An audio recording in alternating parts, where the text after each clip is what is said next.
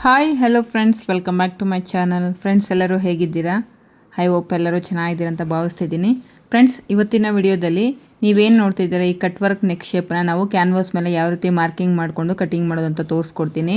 ಹಾಗೆ ಈ ನೆಕ್ ಶೇಪ್ಗೆ ಇನ್ವಿಸಿಬಲಲ್ಲಿ ನಾವು ನೋಡಿ ಯಾವ ರೀತಿ ಥ್ರೆಡ್ ಪೈಪಿಂಗ್ನ ಸ್ಟಿಚ್ ಮಾಡ್ಕೊಬೋದು ಅಂತ ಕೂಡ ತೋರಿಸ್ಕೊಡ್ತೀನಿ. ನೋಡಿ, ಫ್ರಂಟ್ ಬಂದು ನಾನು ಈ ರೀತಿ ಕಟ್ ವರ್ಕ್ ನೆಕ್ ಶೇಪನ್ನು ಡಿಸೈನ್ ಮಾಡಿದ್ದೀನಿ. ಇದಕ್ಕೂ ಕೂಡ ಈ ರೀತಿ ನೋಡಿ ಇನ್ವಿಸಿಬಲ್ ಮೆಥಡಲ್ಲಿ ನಾನು ಕಟ್ ವರ್ಕನ್ನು ಈಸಿಯಾಗಿ ಹೇಗೆ ಸ್ಟಿಚ್ ಮಾಡ್ಕೋಬೋದು ಅಂತ ಈ ವಿಡಿಯೋದಲ್ಲಿ ಕಂಪ್ಲೀಟಾಗಿ ತಿಳಿಸ್ಕೊಡ್ತೀನಿ. ಈ ವಿಡಿಯೋನ ಸ್ಕಿಪ್ ಮಾಡ್ದಿರೋ ಹೆಣ್ಣುವರೆಗೂ ನೋಡಿ. ಹಾಗೆ ಯಾರಾದರೂ ಹೊಸ ವ್ಯೂವರ್ಸ್ ಈ ವಿಡಿಯೋನ ನೋಡ್ತಾ ಇದ್ದರೆ ಪ್ಲೀಸ್ ನನ್ನ ಚಾನಲ್ನ ಸಬ್ಸ್ಕ್ರೈಬ್ ಮಾಡಿಕೊಂಡು ವಿಡಿಯೋ ನಿಮಗೆ ಯೂಸ್ಫುಲ್ ಆಗ್ತಿದೆ ಅಂತ ಅನ್ಸಿದ್ರೆ ವಿಡಿಯೋಗೊಂದು ಲೈಕ್ ಮಾಡಿ ನಿಮ್ಮ ಅನಿಸಿಕೆ ಮತ್ತು ಅಭಿಪ್ರಾಯಗಳನ್ನು ನನಗೆ ಕಮೆಂಟ್ ರೂಪದಲ್ಲಿ ತಿಳಿಸ್ಕೊಡಿ. ನಾನಿಲ್ಲಿ ಬ್ಯಾಕ್ ಪಾರ್ಟ್ ಲೈನಿಂಗು ಮತ್ತು ಫ್ರಂಟ್ ಪಾರ್ಟ್ ಲೈನಿಂಗಲ್ಲಿ ನಾನು ನೆಕ್ಕನ್ನು ಕಟ್ ಮಾಡಿಲ್ಲ, ಹಾಗೆ ಉಳಿಸ್ಕೊಂಡಿದ್ದೀನಿ. ನಾವೇನಾದರೂ ಡಿಸೈನ್ ಸ್ಟಿಚ್ ಮಾಡಬೇಕು ಅಂತ ಅಂದ್ಕೊಂಡ್ರೆ, ಅಂದರೆ ನೆಕ್ಗೆ ಏನಾದರೂ ಡಿಸೈನ್ ಸ್ಟಿಚ್ ಮಾಡಬೇಕು ಅಂದರೆ ನಾವು ಯಾವುದೇ ಕಾರಣಕ್ಕೂ ನೆಕ್ ಶೇಪ್ಸ್ ಅನ್ನೋದು ಕಟ್ ಮಾಡಬಾರ್ದು ಲೈನಿಂಗಲ್ಲಿ. ನೋಡಿ, ಇಲ್ಲಿ ನಾನು ಕ್ಯಾನ್ವಾಸನ್ನು ತೊಗೊಂಡು ಈ ರೀತಿ ಫೋಲ್ಡ್ ಮಾಡ್ಕೊಂಡಿದ್ದೀನಿ. ಈಗ ಚೆಕ್ ಮಾಡ್ಕೊಳ್ಳಿ, ನಿಮಗೆ ನೆಕ್ ಬಿಡ್ತು ಮತ್ತು ನೆಕ್ ಡೆಪ್ತ್ ಅನ್ನೋದು ನಿಮಗೆ ಸಾಕಾಗುತ್ತೋ ಇಲ್ಲ ಅಂತ ಒಂದು ಸಲ ಚೆಕ್ ಮಾಡಿಕೊಂಡು ನೀವು ಕ್ಯಾನ್ವಾಸು ಬಿಡ್ತು ಮತ್ತು ಲೆಂತ್ ಇರೋಷ್ಟು ತೊಗೋಬೇಕಾಗುತ್ತೆ. ಈಗ ನೋಡಿ, ಮೇಲ್ಗಡೆ ಒಂದು ಬೇಸ್ ಲೈನ್ ಹಾಕ್ಕೊಂಡು ಅದ್ರ ಕೆಳಗಡೆ ಒಂದು 1/2 ಇಂಚ್ ಮಾರ್ಜಿನ್ಗೆ ಇನ್ನೊಂದು ಲೈನನ್ನು ಹಾಕ್ಕೊಂಡಿದ್ದೀನಿ. ಈಗ ನೋಡಿ, ಲೈನಿಂಗನ್ನು ಈ ರೀತಿ ಪ್ಲೇಸ್ ಮಾಡಿಕೊಂಡು ನೆಕ್ ಡೆಪ್ತನ್ನು ಮಾರ್ಕ್ ಮಾಡ್ಕೋಬೇಕು. ಈಗ ನೀವೇನು ಕ್ಯಾನ್ವಾಸನ್ನು ಫೋಲ್ಡಿಂಗಲ್ಲಿ ತೊಗೊಂಡಿದ್ರೆ ಸೇಮ್ ಲೈನಿಂಗನ್ನು ಕೂಡ ಫೋಲ್ಡಿಂಗಲ್ಲಿ ಕರೆಕ್ಟಾಗಿ ಸ್ಟ್ರೈಟಾಗಿ ಇಟ್ಕೊಂಡ್ರೆ ನಿಮಗೆ ನೆಕ್ ಬಿಡ್ತ್ ಅನ್ನೋದು ನೀವು ಆಲ್ರೆಡಿ ಲೈನಿಂಗ್ ಮೇಲೆ ಮಾರ್ಕ್ ಮಾಡ್ಕೊಂಡಿರಲ್ವ, ಸೇಮ್ ಅಷ್ಟೇ ನೆಕ್ ಬಿಡ್ತನ್ನು ನೀವು ಕ್ಯಾನ್ವಾಸ್ ಮೇಲೆ ಕೂಡ ಮಾರ್ಕ್ ಮಾಡ್ಕೋಬೇಕು. ಈಗ ಕೆಳಗಡೆ ಒಂದು ಲೈನನ್ನು ಡ್ರಾ ಮಾಡಿಕೊಂಡು ಮೇಲ್ಗಡೆ ನೆಕ್ ಬಿಡ್ತ್ ಎಷ್ಟಿದೆ ಅಂತ ಚೆಕ್ ಮಾಡ್ಕೊಳ್ಳಿ. ನೋಡಿ, ಕರೆಕ್ಟಾಗಿ 2.5 ಇಂಚ್ ಇದೆ. ಸೊ ಕೆಳಗಡೆ ನಾನು ಕರೆಕ್ಟಾಗಿ 2.5 ಇಂಚಿಗೆ ಈ ರೀತಿ ಮಾರ್ಕ್ ಮಾಡಿಕೊಂಡು ಸ್ಟ್ರೈಟಾಗಿ ಒಂದು ಲೈನನ್ನು ಹಾಕ್ಕೊಂಡು ಒಂದು ಬಾಕ್ಸ್ ಶೇಪ್ ಅನ್ನೋದು ಮಾರ್ಕ್ ಮಾಡ್ಕೋಬೇಕು ಇಲ್ಲಿ. ಈಗ ಈ ಬಾಕ್ಸ್ ಶೇಪಲ್ಲಿ ನಿಮಗೆ ಯಾವ ಡಿಸೈನ್ ಬೇಕಾಗುತ್ತೋ ಆ ಡಿಸೈನ್ ಅನ್ನೋದು ನೀವು ಮಾರ್ಕ್ ಮಾಡಿಕೊಂಡು ಕಟಿಂಗನ್ನು ಮಾಡ್ಕೋಬೋದು. ನೋಡಿ, ಮೇಲ್ಗಡೆಯಿಂದ 1.5 ಇಂಚು, ಶೋಲ್ಡರ್ ಲೈನ್ ಹತ್ರದಿಂದ 1.5 ಇಂಚ್ ಇರೋ ಥರ 2 ಮಾರ್ಕ್ ಅನ್ನೋದು ಮಾಡ್ಕೊಂಡಿದ್ದೀನಿ. ನೀವು ಬೇಕಾದರೆ 2 ಇಂಚಸ್ ಇರೋ ಥರನೂ ಮಾಡ್ಕೋಬೋದು. ಒಳಗಡೆಗೆ 1/2 ಇಂಚಿಗೆ ಒಂದು ಮಾರ್ಕ್ ಅನ್ನೋದು ಮಾಡ್ಕೋಬೇಕು. ನೀವು ಕರ್ವ್ಸನ್ನು ತೆಗಿಬೇಕಂದ್ರೆ ಕಟ್ ವರ್ಕ್ ಕರ್ವ್ಸನ್ನು ತೆಗಿಬೇಕಾದ್ರೆ 1/2 ಇಂಚ್ ಇರೋ ಥರ ನೋಡಿಕೊಂಡು ಈ ರೀತಿ ಶೇಪ್ ಅನ್ನೋದು ತೊಗೊಳ್ಳಿ. ನಾನಿಲ್ಲಿ ಒಂದು ವಾಟರ್ ಬಾಟಲ್ ಕ್ಯಾಪನ್ನು ಯೂಸ್ ಮಾಡ್ಕೊಂಡು ನಾನು ಈ ರೀತಿ ಶೇಪ್ ಅನ್ನೋದು ತೊಗೋತಾ ಇದ್ದೀನಿ.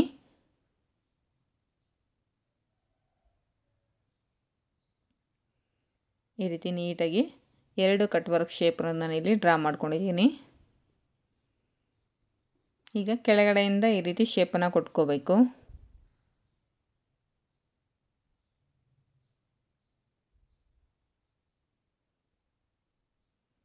ಒಂದಕ್ಕೆ 2 ಸಲ ನೀಟಾಗಿ ಶೇಪನ್ನು ಡ್ರಾ ಮಾಡ್ಕೊಳ್ಳಿ. ಶೇಪ್ ಕರೆಕ್ಟಾಗಿ ಡ್ರಾ ಮಾಡಿಕೊಂಡು ಆನಂತರ ನೀವು ಕಟ್ಟಿಂಗನ್ನು ಮಾಡ್ಕೋಬೇಕಾಗುತ್ತೆ ಕ್ಯಾನ್ವಾಸ್ ಅನ್ನೋದು.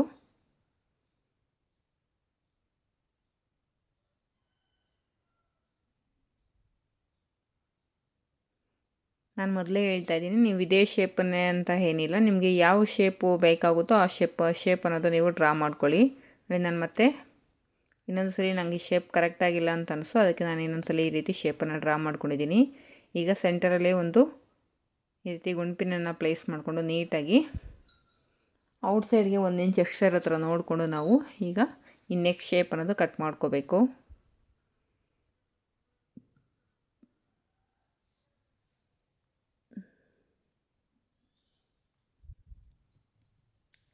ಈಗ ಮೇಲ್ಗಡೆ ಬೇಸ್ ಲೈನನ್ನು ಕೂಡ ಕಟ್ ಮಾಡ್ಕೊತಾ ಇದ್ದೀನಿ. ಯಾವುದೇ ಕಾರಣಕ್ಕೂ ನೋಡಿ, ಶೋಲ್ಡರ್ ಹತ್ರ ಒಂದು 1/2 ಇಂಚ್ ಈ ರೀತಿ ಕ್ಯಾನ್ವಾಸ್ ಅನ್ನೋದು ಕಟ್ ಮಾಡೋಕ್ಕೆ ಹೋಗ್ಬೇಡಿ, ಹಾಗೆ ಉಳಿಸ್ಕೊಡಿ. ಈ ರೀತಿ ಉಳಿಸ್ಕೊಳ್ಳೋದ್ರಿಂದ ನಿಮಗೆ ನೆಕ್ ಬಿಡ್ತ್ ಅನ್ನೋದು ಜಾಸ್ತಿ ಸಿಗೋದಿಲ್ಲ. ನೀವೇನು ಮಾರ್ಕ್ ಮಾಡ್ಕೊಂಡಿರ್ತೀರೋ 2.5 ನೆಕ್ ಬಿಡ್ತು ಸೇಮ್ ನೀವು ಸ್ಟಿಚ್ ಮಾಡಿದ ನಂತರನೂ ನಿಮ್ಗೆ ಅಷ್ಟೇ ನೆಕ್ ಬಿಡ್ತ್ ಅನ್ನೋದು ಸಿಗುತ್ತೆ. ನೀವು ಒಂದು ವೇಳೆ 1/2 ಇಂಚ್ ಏನಾದರೂ ಕಟ್ ಮಾಡಿಬಿಟ್ಟು ಸ್ಟ್ರೈಟಾಗಿ ನೀವು ಏನಾದರೂ ಕ್ಯಾನ್ವಾಸನ್ನು ತೊಗೊಬಿಟ್ರೆ ನಿಮಗೆ ನೆಕ್ ಬಿಡ್ತ್ ಅನ್ನೋದು ಹೆಚ್ಚು ಕಡಿಮೆ ಆಗುವಂಥ ಸಾಧ್ಯತೆ ಇರುತ್ತೆ. ನೋಡಿ, ಈಗ ನೀವೇನು ಡ್ರಾ ಮಾಡಿದ್ದೀರೋ ಅದ್ರ ಪ್ರಕಾರ ನಾನು ನೀಟಾಗಿ ಕಟಿಂಗನ್ನು ಮಾಡ್ಕೊಂಡಿದ್ದೀನಿ. ಇದನ್ನೀಗ ಲೈನಿಂಗ್ ಮೇಲೆ ಪ್ಲೇಸ್ ಮಾಡಿ ತೋರಿಸ್ತೀನಿ. ನೋಡಿ, ನಮಗೆ ನೆಕ್ ಶೇಪ್ ಅನ್ನೋದು ಈ ರೀತಿ ರೆಡಿ ಆಗುತ್ತೆ. ಇದನ್ನು ನೀಟಾಗಿ ನಾವು ಐರನ್ ಮಾಡ್ಕೋಬೇಕಾಗುತ್ತೆ ಲೈನಿಂಗಿಗೆ.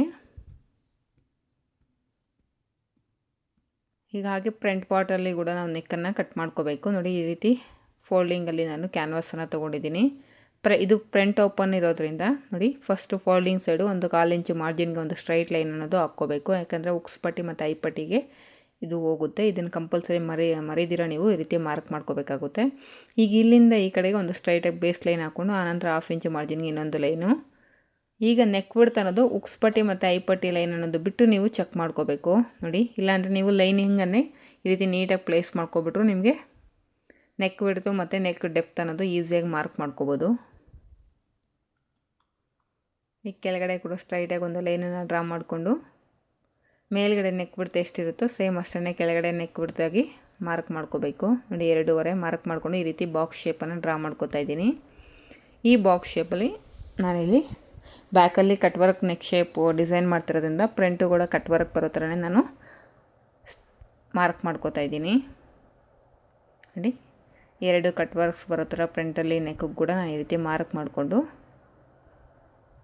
ನೋಡಿ ಈ ಶೇಪಲ್ಲಿ ನಾನು ಫ್ರಂಟ್ ನೆಕ್ ಅನ್ನೋದು ಕಟ್ ಮಾಡ್ಕೋತಾ ಇದ್ದೀನಿ.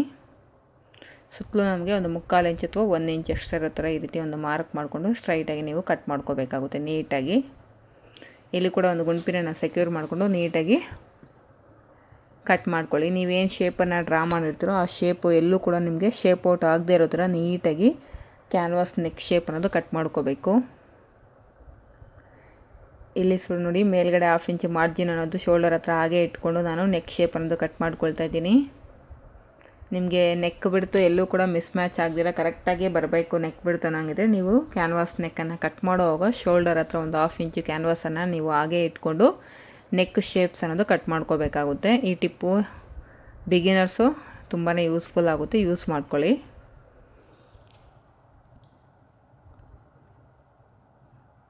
ನೋಡಿ ಫ್ರಂಟ್ ನೆಕ್ ಅನ್ನೋದು ಈ ರೀತಿ ಬರುತ್ತೆ. ಈಗ ಬ್ಯಾಕ್ ಪಾರ್ಟ್ಗೂ ಲೈನಿಂಗ್ಗೂ ಮತ್ತು ಫ್ರಂಟ್ ಪಾರ್ಟ್ ಲೈನಿಂಗ್ಸ್ಗೆ ಎರಡಕ್ಕೂ ನಾವು ಈ ಕ್ಯಾನ್ವಾಸ್ ನೆಕ್ ಶೇಪ್ಸ್ ಅನ್ನೋದು ನೀಟಾಗಿ ಐರನ್ ಮಾಡ್ಕೊಬಿಡ್ಬೇಕು. ನೋಡಿ ಈ ರೀತಿ ನೋಡಿ ನೀಟಾಗಿ ನಾನು ಐರನ್ ಮಾಡ್ಕೊಂಡು ಬಂದಿದ್ದೀನಿ. ಈಗ ಐರನ್ ಮಾಡ್ಕೊಂಡಿದ್ದ ನಂತರ ನಿಮ್ಗೆ ನೆಕ್ ಶೇಪ್ ಹೇಗಿದೆಯೋ ಹಾಗೆ ನಾನು ಒಂದು ಸ್ಟಿಚ್ ಅನ್ನೋದು ಹಾಕ್ಕೊಳ್ತಾ ಇದ್ದೀನಿ. ಏನು ಕ್ಯಾನ್ವಾಸ್ ನೆಕ್ ಶೇಪ್ ಇದೆಯೋ ಅದರ ಆದಷ್ಟು ಎಡ್ಜಲ್ಲಿ ನೀವು ಈ ಸ್ಟಿಚ್ ಅನ್ನೋದು ಹಾಕ್ಕೋಬೇಕು. ಹಾಗೆ ಈ ಸ್ಟಿಚ್ಚು ನೀವು ಕ್ಯಾನ್ವಾಸ್ ನೆಕ್ ಶೇಪ್ ಯಾವ ರೀತಿ ಇರುತ್ತೋ ಸೇಮ್ ಅದೇ ರೀತಿಯೇ ನೀವು ಸ್ಟಿಚ್ ಅನ್ನೋದು ಹಾಕ್ಕೋಬೇಕಾಗುತ್ತೆ. ಫ್ರಂಟ್ ಪಾರ್ಟು ಮತ್ತು ಬ್ಯಾಕ್ ಪಾರ್ಟ್ ಎರಡೂ ನೆಕ್ ಶೇಪ್ಸ್ಗೂ ಕೂಡ ನೀವು ಇದೇ ರೀತಿ ಸ್ಟಿಚ್ ಅನ್ನೋದು ಹಾಕ್ಕೋಬೇಕಾಗುತ್ತೆ. ಇನ್ವಿಸಿಬಲಲ್ಲಿ ನಾವು ಥ್ರೆಡ್ ಪೈಪಿಂಗ್ನ ಸ್ಟಿಚ್ ಮಾಡ್ತಾ ಇರೋದ್ರಿಂದ ನಾನು ಕ್ಯಾನ್ವಾಸ್ ನೆಕ್ ಶೇಪ್ ಹೇಗಿದೆಯೋ ಹಾಗೆ ನಾನು ನೀಟಾಗಿ ಸ್ಟಿಚ್ ಅನ್ನೋದು ಹಾಕ್ಕೊಳ್ತಾ ಇದ್ದೀನಿ. ಬ್ಲೌಸ್ ನೆಕ್ಗೆ ಥ್ರೆಡ್ ಪೈಪಿಂಗ್ ಯಾರಿಗೆಲ್ಲ ಮಾಡೋಕ್ಕೆ ಬರುತ್ತೋ ಅಂಥವ್ರಿಗೆಲ್ಲ ಈ ಥರ ನೆಕ್ಸನ್ನು ಸ್ಟಿಚ್ ಮಾಡ್ಕೊಳ್ಳೋದು ತುಂಬಾ ಈಸಿ ಅನಿಸುತ್ತೆ. ಬಟ್ ಬಿಗಿನರ್ಸ್ಗೆ ಸ್ವಲ್ಪ ಟಫ್ ಅನಿಸ್ಬೋದು. ಬಟ್ ಪ್ರಾಕ್ಟೀಸ್ ಮಾಡ್ತಾಯಿದ್ರೆ ನಿಮಗೂ ಕೂಡ ಥ್ರೆಡ್ ಪೈಪಿಂಗ್ ಸ್ಟಿಚ್ ಮಾಡ್ಕೊಳ್ಳೋದು ಈ ರೀತಿ ಕಟ್ ವರ್ಕ್ ಶೇಪ್ಸ್ಗೆ ಈಸಿ ಅನಿಸುತ್ತೆ. ನೋಡಿ ನಮಗೆ ಇನ್ನೊಂದು ಸೈಡು ನೆಕ್ ಶೇಪ್ ಹೇಗಿದೆಯೋ ಹಾಗೆ ಸ್ಟಿಚ್ ಅನ್ನೋದು ಕಾಣಿಸ್ತಾ ಇದೆಯಲ್ವಾ. ಈಗ ನಾವು ಥ್ರೆಡನ್ನು ನೋಡಿ ಥ್ರೆಡ್ ಪೈಪಿಂಗ್ ಏನು ರೆಡಿ ಮಾಡ್ಕೊಂಡಿರ್ತೀವೋ ಆ ಥ್ರೆಡ್ ಪೈಪಿಂಗನ್ನ ನಮಗೇನು ಆ ಸ್ಟಿಚ್ ನೆಕ್ ಶೇಪ್ ಸ್ಟಿಚ್ ಕಾಣಿಸ್ತಾ ಇದೆಯೋ ಆ ಸ್ಟಿಚ್ ಮೇಲೇ ನಾವು ಈ ಥ್ರೆಡ್ ಅನ್ನೋದು ಸ್ಟಿಚ್ ಮಾಡ್ಕೊತಾ ಹೋಗಬೇಕು. ನಮಗೇನು ಬ್ಯಾಕ್ ಸೈಡ್ಗೆ ನೋಡಿ ಸ್ಟಿಚ್ ಅನ್ನೋದು ಕಾಣಿಸ್ತಾ ಇದೆಯಲ್ಲ ಆ ಸ್ಟಿಚ್ ಮೇಲೆ ನಾವು ಥ್ರೆಡ್ ಪೈಪಿಂಗ್ ಅನ್ನೋದು ನೀಟಾಗಿ ಸ್ಟಿಚ್ ಮಾಡ್ಕೊತಾ ಹೋಗಬೇಕು. ಆ ಕಾರ್ನರ್ಸ್ ಹತ್ರ ಬಂದಾಗ ನೋಡಿ ಈ ರೀತಿ ಒಂದು ನಾಚಸನ್ನು ಹೊಡ್ಕೊಳ್ಳಿ ಥ್ರೆಡ್ ಪೈಪಿಂಗಿಗೆ. ಇಲ್ಲಾಂದರೆ ನಿಮ್ಗೆ ಆ ಮೂಲೆಗಳ ಹತ್ರ ನೀಟಾಗಿ ತಿರುಗೋದಿಲ್ಲ ಕ್ಲಾತ್ ಅನ್ನೋದು ಥ್ರೆಡ್ ಪೈಪಿಂಗ್ ಅನ್ನೋದು. ಎಷ್ಟು ಸಾಧ್ಯ ಆಗುತ್ತೋ ಅಷ್ಟು ನೀವು ಥ್ರೆಡ್ ಪಕ್ಕದಲ್ಲೇ ಸ್ಟಿಚ್ ಬರೋ ಥರ ನೋಡ್ಕೋಬೇಕು. ನೀವೇನಾದರೂ ಥ್ರೆಡ್ಡಿಗೆ ಸ್ವಲ್ಪ ದೂರದಲ್ಲಿ ಏನಾದರೂ ಸ್ಟಿಚ್ ಹಾಕ್ಬಿಟ್ರೆ ನಿಮಗೆ ಥ್ರೆಡ್ ಪೈಪಿಂಗ್ ಅನ್ನೋದು ತುಂಬ ದಪ್ಪವಾಗಿ ರೆಡಿ ಆಗುತ್ತೆ, ಫಿನಿಶಿಂಗ್ ನೀಟಾಗಿ ಬರೋದಿಲ್ಲ. ನೋಡಿ ಈ ರೀತಿ ನಿಮ್ಗೇನು ಆ ಸ್ಟಿಚ್ ಕಾಣಿಸ್ತಾ ಇದೆಯೋ ಆ ಸ್ಟಿಚ್ ಪ್ರಕಾರ ನಾವು ಈ ಥ್ರೆಡ್ ಪೈಪಿಂಗ್ ಅನ್ನೋದು ಸ್ಟಿಚ್ ಮಾಡ್ಕೊತಾ ಹೋಗ್ತಾಯಿದ್ದೀನಿ. ಕ್ಯಾನ್ವಾಸ್ ಅನ್ನೋದು ಕೆಳಗಡೆ ಇದೆ. ನಾವೇನು ಕ್ಯಾನ್ವಾಸ್ ನೆಕ್ಕನ್ನು ನಾವು ಪೇಸ್ಟ್ ಮಾಡಿದ್ದೀವೋ ಅದು ಕೆಳಗಡೆ ಪ್ಲೇಸ್ ಮಾಡ್ಕೊಂಡಿದ್ದೀವಿ. ನಾವೇನು ನೆಕ್ ಸುತ್ತೂರ ಸ್ಟಿಚ್ ಹಾಕಿದ್ದೀವೋ ಆ ಸ್ಟಿಚ್ ಮೇಲೆ ಈಗ ನಾನು ಈ ಥ್ರೆಡ್ ಪೈಪಿಂಗ್ ಅನ್ನೋದು ಸ್ಟಿಚ್ ಮಾಡ್ಕೊತಾ ಹೋಗ್ತಿದ್ವಿ. ನೋಡಿ ಈ ರೀತಿ ಕಾರ್ನರ್ಸ್ ಬಂದಾಗ ನೀಟಾಗಿ ನೀವು ಎಡ್ಜಸ್ಸಲ್ಲಿ ನೀಟಾಗಿ ಫಿನಿಶಿಂಗ್ ಅನ್ನೋದು ಕೊಟ್ಕೋಬೇಕು.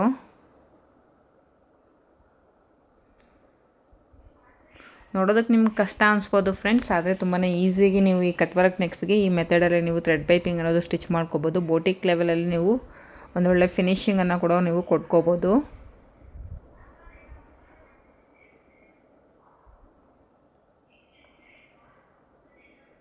ನೋಡಿ ಇಲ್ಲಿ ಕೂಡ ನಮಗೆ ಕರ್ವ್ ಇರೋದ್ರಿಂದ ನೋಡಿ ಈ ರೀತಿ ಒಂದು ನಾಚನ್ನು ಕಟ್ ಮಾಡ್ಕೋಬೇಕು. ಥ್ರೆಡ್ ಪೈಪಿಂಗಲ್ಲಿ ಒಂದು ನಾಚಸನ್ನು ಇಟ್ಕೊಂಡು ನಾವು ಆ ಕರ್ವ್ ಹತ್ರ ನೀಟಾಗಿ ನಾವು ತಿರುಗಿಸ್ಕೋಬೇಕಾಗುತ್ತೆ. ಅಲ್ಲಿ ನಮಗೆ ಖರ್ಚೆಲ್ಲ ಇರುತ್ತೆ, ಕಟ್ ಮಾಡಿರೋಂಥ ಖರ್ಚು, ಆ ಖರ್ಚನ್ನೆಲ್ಲ ನೀಟಾಗಿ ಸೈಡ್ಗೆ ಸರಿಸ್ಕೊಂಡು ನಾವು ನೀಟಾಗಿ ಫಿನಿಶಿಂಗ್ ಅನ್ನೋದು ಕೊಟ್ಕೋಬೇಕು. ಅಂದರೆ ಮೈನ್ ಫ್ಯಾಬ್ರಿಕ್ ಬ್ಲೌಸ್ ಏನಾದರೂ ತುಂಬ ತೆಳುವಾಗಿದ್ದರೆ, ಅಂದರೆ ಕೆಲವೊಂದು ಕ್ಲಾತ್ಗಳು ತುಂಬಾ ತೆಳ್ಳಗೆ ಇರುತ್ತೆ, ಈ ಜಾರ್ಜೆಟ್ಟು ಈ ಥರ ಕ್ಲಾತ್ಗಳು ತುಂಬಾ ತೆಳ್ಳಗೆ ಇರುತ್ತೆ. ಆ ಟೈಮಲ್ಲಿ ನೀವೇನಾದರೂ ಕ್ಯಾನ್ವಾಸ್ ನೆಕ್ ಸೈಡೆ ಡಬಲ್ ಲೈನಿಂಗನ್ನು ಕೊಟ್ಕೋಬೇಕಾಗುತ್ತೆ. ಅಂದರೆ ಕೆಳಗಡೆ ಏನು ಕ್ಯಾನ್ವಾಸ್ ಇದೆಯೋ ಆ ಕ್ಯಾನ್ವಾಸ್ ಸೈಡು ಇನ್ನೊಂದು ಲೈನಿಂಗನ್ನು ನೀವು ನೆಕ್ ಸುತ್ತೂರ ಪ್ಲೇಸ್ ಮಾಡಿಕೊಂಡು ಆನಂತರ ನೀವು ಈ ಥ್ರೆಡ್ ಪೈಪಿಂಗ್ ಅನ್ನೋದು ಸ್ಟಿಚ್ ಮಾಡ್ಕೋಬೇಕು. ನೋಡಿ ನನಗಿಲ್ಲಿ ಜಾರ್ಜೆಟ್ ಕ್ಲಾತ್ ಅಂದರೆ ಮೈನ್ ಫ್ಯಾಬ್ರಿಕ್ ಬ್ಲೌಸ್ ಪೀಸ್ ಅನ್ನೋದು ಎಷ್ಟು ತೆಳುವಾಗಿದೆ ನೋಡಿ. ನೀವು ಇದ್ರ ಮೇಲೆ ಡೈರೆಕ್ಟಾಗಿ ಈ ರೀತಿ ಅಂದರೆ ಕ್ಯಾನ್ವಾಸ್ ನೆಕ್ ಸೈಡ್ ನೀವೇನು ಇನ್ನೊಂದು ಲೈನಿಂಗನ್ನು ಕೊಡ್ದಿರೋ ನೀವೇನಾದರೂ ಸ್ಟಿಚ್ ಮಾಡ್ಕೊಂಬಿಟ್ರೆ ನಿಮಗೆ ನೆಕ್ ಫಿನಿಶಿಂಗ್ ಆದ ನಂತರ ನಿಮಗೆ ಈಸಿಯಾಗಿ ಈ ವೈಟ್ ಕಲರ್ ಕ್ಯಾನ್ವಾಸ್ ಅನ್ನೋದು ಔಟ್ಸೈಡ್ಗೆ ಕಾಣಿಸ್ತಾ ಇರುತ್ತೆ. ನಿಮಗೆ ಲುಕ್ ಅನ್ನೋದು ಅಷ್ಟು ನೀಟಾಗಿ ಕಾಣಿಸೋದಿಲ್ಲ.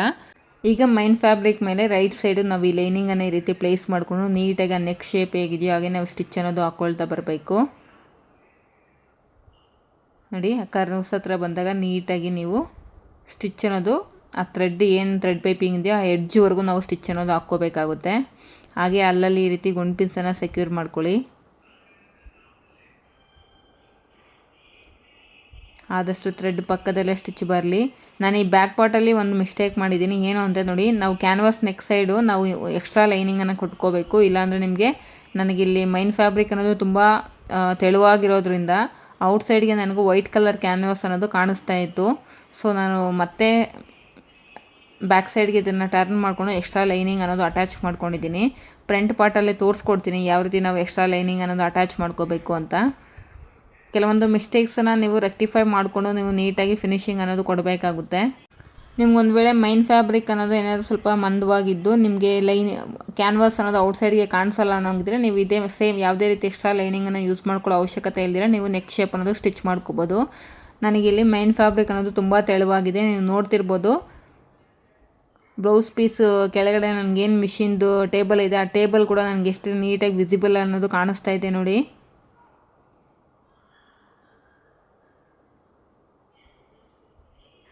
ಇದೇ ರೀತಿ ನೆಕ್ ಶೇಪ್ ಅನ್ನೋದು ನಾವು ಸ್ಟಿಚ್ ಮಾಡ್ಕೋಬೇಕು.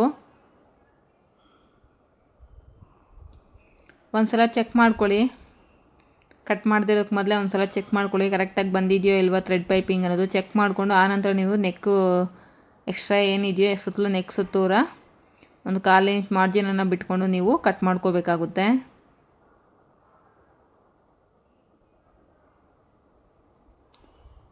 ಸುತ್ತಲೂ 1/4 ಇಂಚ್ ಮಾರ್ಜಿನ್ ಅನ್ನೋದು ಇಟ್ಕೊಂಡು ನೀವು ಎಕ್ಸಸ್ ಇರೋಂಥ ಫ್ಯಾಬ್ರಿಕ್ನೆಲ್ಲ ನೀಟಾಗಿ ಕಟ್ ಮಾಡ್ಕೊಬಿಡಬೇಕು. ಈ ಕರ್ವ್ಸ್ ಹತ್ರ ಈ ರೀತಿ ವಿ ಶೇಪಲ್ಲಿ ಇಟ್ಕೊಂಡು ಎಕ್ಸಸ್ ಇರೋಂಥ ಫ್ಯಾಬ್ರಿಕ್ನ ಕಟ್ ಮಾಡಿಕೊಂಡು ನೀಟಾಗಿ ಅಲ್ಲಿ ನೀವು ಹಾಕಿರೋ ಸ್ಟಿಚ್ ಅನ್ನೋದು ಕಟ್ ಆಗದೆ ಇರೋ ಥರ ಒಂದು ನಾಚಸ್ಸನ್ನು ಹೊಡ್ಕೋಬೇಕು. ಇಲ್ಲಾಂದರೆ ನಿಮಗೆ ಆ ಮೂಲೆಗಳನ್ನೋದು ಸರಿಯಾಗಿ ತಿರುಗೋದಿಲ್ಲ. ಯಾವುದೇ ಕಾರಣಕ್ಕೂ ನೀವು ಹಾಕಿರೋಂಥ ಸ್ಟಿಚ್ ಅನ್ನೋದು ಕಟ್ ಆಗಬಾರ್ದು ನೋಡಿ. ಈ ರೀತಿ ರೌಂಡ್ ಶೇಪ್ಸ್ ಹತ್ರ ಎಲ್ಲ ನೀವು ಈ ರೀತಿ ಕ್ರಾಸಾಗಿ ನಾಚಸ್ಸನ್ನು ಹೊಡ್ಕೊಳ್ಲೇಬೇಕಾಗುತ್ತೆ. ಫ್ರೆಂಡ್ಸ್, ಈ ರೀತಿ ನಾಚಸ್ಸನ್ನು ಹೊಡೆಯುವಾಗ ನೀವು ಏನು ಸ್ಟಿಚ್ ಹಾಕಿರ್ತೀರಲ್ವ ಥ್ರೆಡ್ ಪಕ್ಕದಲ್ಲಿ ಆ ಸ್ಟಿಚ್ ಅನ್ನೋದು ಕಟ್ ಆಗಬಾರ್ದು. ಹೀಗೆ ಇದನ್ನು ನೀಟಾಗಿ ರಿವರ್ಸ್ ಮಾಡಿಕೊಂಡು ಒಂದು ಸಲ ನೀಟಾಗಿ ಟೈಟಾಗಿ ಪ್ರೆಸ್ ಮಾಡಿಕೊಂಡು ನೀವು ಐರನ್ ಮಾಡಿಬಿಟ್ರೆ ನಿಮಗೆ ಫಿನಿಶಿಂಗ್ ಅನ್ನೋದು ನೀಟಾಗಿ ಬರುತ್ತೆ ನೋಡಿ. ನಾನು ನೀಟಾಗಿ ಐರನ್ ಮಾಡ್ಕೊಂಬಂದಿದ್ದೀನಿ. ಈಗ ಥ್ರೆಡ್ ಪಕ್ಕದಲ್ಲೇ ಮೇಲ್ಗಡೆ ಒಂದು ಸ್ಟಿಚ್ ಬರೋ ಥರ ನಾನು ಟಾಪ್ ಸ್ಟಿಚ್ಚನ್ನು ಹಾಕ್ಕೊಳ್ತಾ ಇದ್ದೀನಿ. ಈ ರೀತಿ ಕಟ್ ವರ್ಕ್ ನೆಕ್ ಶೇಪ್ಗೆ ನೀವು ಥ್ರೆಡ್ ಪೈಪಿಂಗ್ನ ಸ್ಟಿಚ್ ಮಾಡಿದ ನಂತರ ನೀವು ಕಂಪಲ್ಸರಿ ಒಂದು ಸಲ ಐರನ್ ಅನ್ನೋದು ಕೊಟ್ಕೋಬೇಕು. ಐರನಿಂಗ್ ಕೊಡಲಿಲ್ಲ ಅಂದರೆ ನಿಮಗೆ ನೆಕ್ ಶೇಪ್ ಅನ್ನೋದು ಫಿನಿಶಿಂಗ್ ಅನ್ನೋದು ಸಿಗೋದಿಲ್ಲ. ಥ್ರೆಡ್ ಪಕ್ಕದಲ್ಲೇ ಸ್ಟಿಚ್ ಬರೋ ಥರ ನಾನೀಗ ಸ್ಟಿಚ್ ಅನ್ನೋದು ಹಾಕ್ಕೊಳ್ತಾ ಇದ್ದೀನಿ. ಸೇಮ್ ಇದೇ ಮೆಥಡಲ್ಲಿ ನೀವು ಫ್ರಂಟ್ ಪಾರ್ಟ್ ನೆಕ್ಕಿಗೂ ಕೂಡ ಥ್ರೆಡ್ ಪೈಪಿಂಗ್ ಅನ್ನೋದು ಸ್ಟಿಚ್ ಮಾಡ್ಕೋಬೋದು. ಅದೇ ಫ್ರಂಟ್ ಪಾರ್ಟ್ ನೆಕ್ಕಲ್ಲಿ ನಾವು ಯಾವ ರೀತಿ ಕೆಳಗಡೆನೂ ಎಕ್ಸ್ಟ್ರಾ ಲೈನಿಂಗನ್ನು ಅಟ್ಯಾಚ್ ಮಾಡ್ಕೊಂಡು ನಾವು ಥ್ರೆಡ್ ಪೈಪಿಂಗ್ನ ಅಟ್ಯಾಚ್ ಮಾಡ್ಕೊಳ್ಳೋದು ಅಂತ ತೋರಿಸ್ಕೊಡ್ತೀನಿ ನೋಡಿ. ಈಗ ನಾನು ಎಕ್ಸ್ಟ್ರಾ ಲೈನಿಂಗ್ ಅಟ್ಯಾಚ್ ಮಾಡಿರೋದ್ರಿಂದ ನಮಗೆ ಆ ವೈಟ್ ಕಲರ್ ಕ್ಯಾನ್ವಾಸ್ ಅನ್ನೋದು ಕಾಣಿಸ್ತಾ ಇಲ್ಲ ನೆಕ್ ಪಕ್ಕದಲ್ಲಿ. ನೀವೇನಾದರೂ ಎಕ್ಸ್ಟ್ರಾ ಲೈನಿಂಗ್ ಅಟ್ಯಾಚ್ ಮಾಡಲಿಲ್ಲ ಅಂದರೆ ನಿಮಗೆ ವೈಟ್ ಕಲರಲ್ಲಿ ಆ ನೆಕ್ ಸುತ್ತೂರ ನಿಮಗೆ ಕ್ಯಾನ್ವಾಸ್ ಅನ್ನೋದು ಕಾಣಿಸುತ್ತೆ ನೋಡಿ. ಬ್ಯಾಕ್ ಸೈಡ್ ನಮಗೆ ಫಿನಿಶಿಂಗ್ ಅನ್ನೋದು ಈ ರೀತಿ ಇರುತ್ತೆ. ನೆಕ್ ಶೇಪ್ ಅನ್ನೋದು ನೋಡಿ ಈ ರೀತಿ ರೆಡಿ ಮಾಡ್ಕೊಂಡ್ವಿ ನೋಡಿ. ಲೈನಿಂಗ್ ಮೇಲೆ ಇಟ್ಟು ತೋರಿಸ್ತಾ ಇದ್ದೀನಿ ಯಾವ ರೀತಿ ನೆಕ್ ಶೇಪನ್ನು ನಾವು ಥ್ರೆಡ್ ಪೈಪಿಂಗ್ ಅನ್ನೋದು ಸ್ಟಿಚ್ ಮಾಡ್ಕೊಂಡಿದ್ದೀವಿ ಅಂತ ನೋಡಿ. ಈಗ ಫ್ರಂಟ್ ಪಾರ್ಟ್ ಲೈನಿಂಗನ್ನು ತೊಗೊಂಡು ನೋಡಿ ಕ್ಯಾನ್ವಾಸ್ ಇರೋ ಸೈಡು ನಾನು ಎಕ್ಸ್ಟ್ರಾ ಲೈನಿಂಗ್ ಅನ್ನೋದು ಪ್ಲೇಸ್ ಮಾಡ್ಕೊತಾ ಇದ್ದೀನಿ. ಕಂಪಲ್ಸರಿ ನೀವು ಮೈನ್ ಫ್ಯಾಬ್ರಿಕ್ ಏನಾದರೂ ತುಂಬ ತೆಳುವಾಗಿದ್ದಾಗ ನೀವು ಈ ಮೆಥಡನ್ನು ಯೂಸ್ ಮಾಡ್ಕೊಳ್ಳೇಬೇಕು. ಈಗ ನಾವೇನು ಆ ಕ್ಯಾನ್ವಾಸ್ ನೆಕ್ ಎಡ್ಜಲ್ಲಿ ಸ್ಟಿಚ್ ಹಾಕ್ಕೊಂಡಿದ್ದೀವಿ ಆ ನೆಕ್ ಶೇಪ್ ಹೇಗಿದೆಯೋ ಹಾಗೆ ಆ ಸ್ಟಿಚ್ ಮೇಲೇ ಈಗ ನಾವು ಥ್ರೆಡ್ ಪೈಪಿಂಗ್ ಅನ್ನೋದು ಸ್ಟಿಚ್ ಮಾಡ್ಕೊತಾ ಹೋಗಬೇಕು. ನಾನು ಈ ವಿಡಿಯೋದಲ್ಲಿ ತೋರಿಸ್ತಾ ಇದ್ದೀನಲ್ವ ಯಾವ ರೀತಿ ಸ್ಟಿಚ್ ಮಾಡ್ತಿದ್ದೀನಿ ಅಂತ, ಸೇಮ್ ಇದೇ ಮೆಥಡಲ್ಲೇ ನೀವು ಕೂಡ ಟ್ರೈ ಮಾಡಿ. ಈಸಿಯಾಗಿ ನೀವು ಕೂಡ ಈ ರೀತಿ ಕಟ್ ವರ್ಕ್ ನೆಕ್ ಶೇಪ್ಗೆ ಥ್ರೆಡ್ ಪೈಪಿಂಗ್ ಅನ್ನೋದು ಸ್ಟಿಚ್ ಮಾಡ್ಕೋಬೋದು ನೋಡಿ. ಈ ಕಾರ್ನರ್ಸ್ ಹತ್ರ ಬಂದಾಗ ಅಲ್ಲಿ ಸೂಜಿನ ಕೆಳಗಡೆ ಇಳಿಸಿ ಒಂದು ನಾಚ್ ಅನ್ನೋದು ಹೊಡ್ಕೊಳ್ಳಿ ಥ್ರೆಡ್ ಪೈಪಿಂಗಿಗೆ. ಆಗ ಈಸಿಯಾಗಿ ನಿಮಗೆ ಥ್ರೆಡ್ ಪೈಪಿಂಗ್ ಅನ್ನೋದು ಈ ರೀತಿ ಟರ್ನ್ ಆಗುತ್ತೆ ನೋಡಿ. ಅಲ್ಲಿ ನೀವು ಕಟ್ ಮಾಡಿದಾಗ ಖರ್ಚು ಅನ್ನೋದು ಏನಿರುತ್ತೋ ಆ ಖರ್ಚನ್ನೆಲ್ಲ ನೀಟಾಗಿ ಫೋಲ್ಡ್ ಮಾಡ್ಕೋಬೇಕು.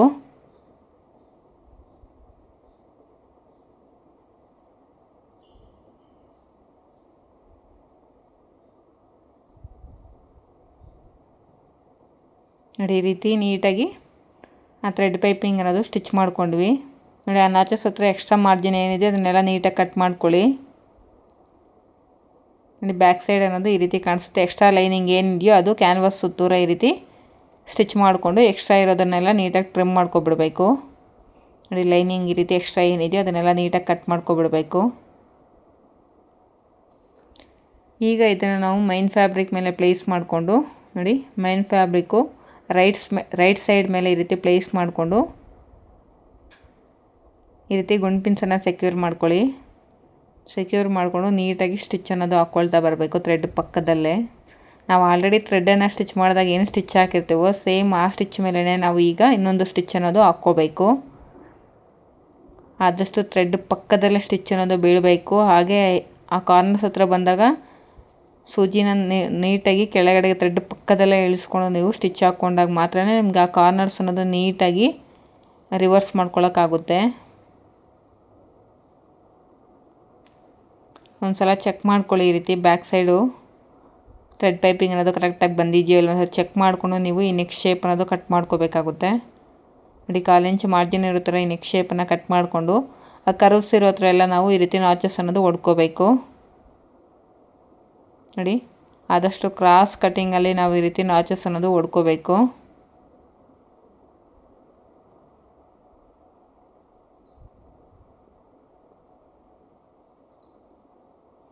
ಈಗ ಇದನ್ನು ಈ ರೀತಿ ನೀಟಾಗಿ ರಿವರ್ಸ್ ಮಾಡ್ಕೊತಾ ಇದ್ದೀನಿ ನೋಡಿ.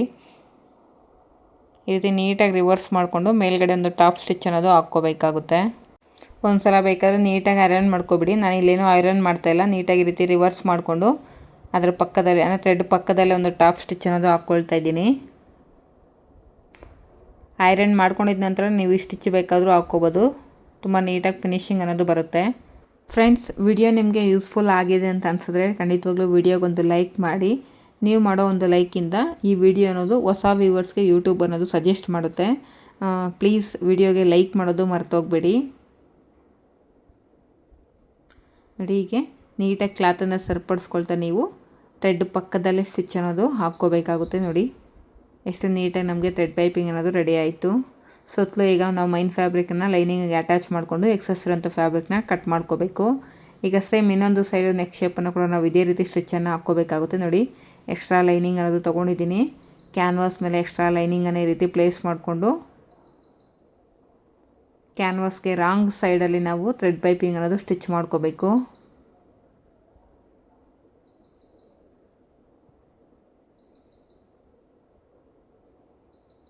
ಥ್ರೆಡ್ ಪಕ್ಕದಲ್ಲೇ ಸ್ಟಿಚ್ ಅನ್ನೋದು ಬೀಳಬೇಕು. ಇದೊಂದು ಚೆನ್ನಾಗಿ ನೀವು ನೆನ್ಪಿಟ್ಕೊಳ್ಳಿ. ಆ ಕರ್ವ್ಸ್ ಹತ್ರ ಈ ರೀತಿ ಥ್ರೆಡ್ ಪೈಪಿಂಗ್ನ ತಿರುಗಿಸ್ಕೊಳ್ಳೋವಾಗ ಶೇಪ್ ಅನ್ನೋದು ನಿಮ್ಗೆ ಎಲ್ಲೂ ಔಟ್ ಆಗದೆ ಇರೋ ಥರ ನೀಟಾಗಿ ನೋಡಿಕೊಂಡು ನೀವು ಟರ್ನಿಂಗ್ಸ್ ಹತ್ರ ಈ ರೀತಿ ಥ್ರೆಡ್ ಪೈಪಿಂಗ್ ಅನ್ನೋದು ತಿರುಗಿಸ್ಕೋಬೇಕು ನೋಡಿ. ಈ ರೀತಿ ನಾಚಸನ್ನು ಹೊಡ್ಕೊಂಡು ನೀವು ಥ್ರೆಡ್ ಪೈಪಿಂಗ್ಗೆ ನೀಟಾಗಿ ತಿರುಗಿಸ್ಕೋಬೇಕಾಗುತ್ತೆ. ಎಲ್ಲೆಲ್ಲಿ ನಿಮಗೆ ರೌಂಡ್ ಶೇಪ್ಸ್ ಇರುತ್ತೋ ಅಲ್ಲೆಲ್ಲ ಈ ರೀತಿ ನಾಚಸನ್ನು ಹೊಡ್ಕೊಳ್ಳಿ.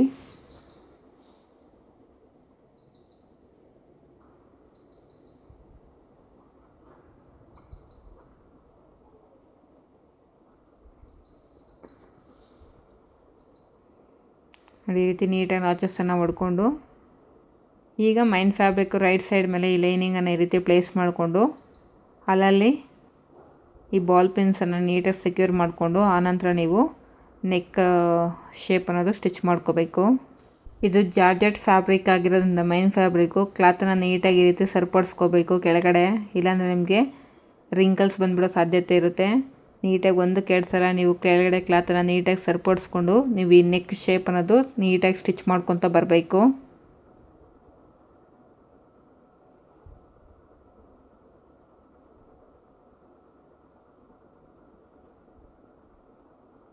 ಈಗ 1/4 ಇಂಚ್ ಮಾರ್ಜಿನ್ ಇರೋ ಥರ ನೋಡಿಕೊಂಡು ಎಕ್ಸಸ್ ಇರೋಂಥ ಫ್ಯಾಬ್ರಿಕ್ನ ನೀಟಾಗಿ ಟ್ರಿಮ್ ಮಾಡ್ಕೊಬಿಡಿ. 1/4 ಇಂಚಿಗಿಂತ ಜಾಸ್ತಿ ಮಾರ್ಜಿನ್ ಅನ್ನೋದು ಇಟ್ಕೊಳ್ಳೋಕೆ ಹೋಗ್ಬೇಡಿ. ಜಸ್ಟ್ 1/4 ಇಂಚ್ ಮಾರ್ಜಿನ್ ಅನ್ನೋದಿದ್ದರೆ ಸಾಕಾಗುತ್ತೆ ನಿಮಗೆ. ಈ ರೀತಿ ನಾಚಸ್ ಅನ್ನೋದು ಕ್ರಾಸಾಗಿ ನಾವು ಈ ರೀತಿ ಹೊಡ್ಕೋಬೇಕು ನೋಡಿ. ನಾಚಸನ್ನು ಹೊಡೆಯುವಾಗ ನೀವು ಹಾಕಿರೋಂಥ ಸ್ಟಿಚ್ ಅನ್ನೋದು ಕಟ್ ಆಗದೇ ಇರೋ ಥರ ನೀವು ನಾಚಸ್ ಅನ್ನೋದು ಈ ರೀತಿ ಕಟ್ ಮಾಡ್ಕೋಬೇಕಾಗುತ್ತೆ. ಈಗ ಇದನ್ನು ನೀಟಾಗಿ ಈ ರೀತಿ ರಿವರ್ಸ್ ಮಾಡಿಕೊಂಡು ಒಂದು ಸಲ ನೋಡಿ ಆ ಟರ್ನಿಂಗ್ಸ್ ಹತ್ರ ಈ ರೀತಿ ಟ್ವಿಸ್ಟ್ ಮಾಡ್ಕೊಳ್ಳಿ. ಆ ಕಡೆ ಈ ಕಡೆ ಈ ರೀತಿ ಕ್ಲಾತನ್ನು ಟ್ವಿಸ್ಟ್ ಮಾಡಿದಾಗ ನಿಮ್ಗೆ ಆ ಎಡ್ಜಸ್ಸಲ್ಲಿ ಏನಿರುತ್ತೋ ಆ ಕ್ಲಾತ್ ಅನ್ನೋದು ನೀಟಾಗಿ ಸೆಟ್ ಆಗುತ್ತೆ. ಅಂದರೆ ಥ್ರೆಡ್ ಪೈಪಿಂಗ್ ಹತ್ರ ಏನು ನಿಮ್ಗೆ ಮಾರ್ಜಿನ್ಸ್ ಎಲ್ಲ ಇರುತ್ತೋ ಆ ಮಾರ್ಜಿನ್ ಅನ್ನೋದು ನೀಟಾಗಿ ಸೆಟ್ ಆಗುತ್ತೆ. ಈಗ ಈ ರೀತಿ ನಾನು ಸ್ಟಾಪ್ ಸ್ಟಿಚ್ ಅನ್ನೋದು ಹಾಕ್ಕೊಳ್ತಾ ಇದ್ದೀನಿ ನೀಟಾಗಿ ಕ್ಲಾತನ್ನು ಸರಿಪಡಿಸ್ಕೊಂಡು.